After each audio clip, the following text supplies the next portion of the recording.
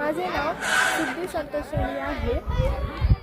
मी इयत्ता 9वी ब मध्ये शिकत आहे. माझ्या प्रशालेचे नाव समाज सेवा शिशिराजगाव जिथे इंग्लिश मीडियम स्कूल आहे.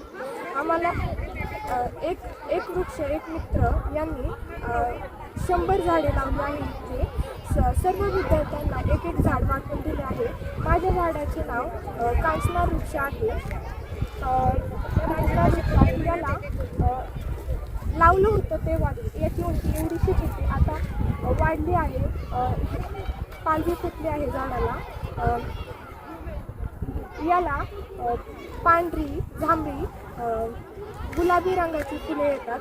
ते आयुर्वेदिक औषधांमध्ये वापरली जातात आणि राम मंदिराच्या ध्वजावर जोडीदार म्हणून धार्मिकदृष्ट्याही महत्त्वाचे आहे.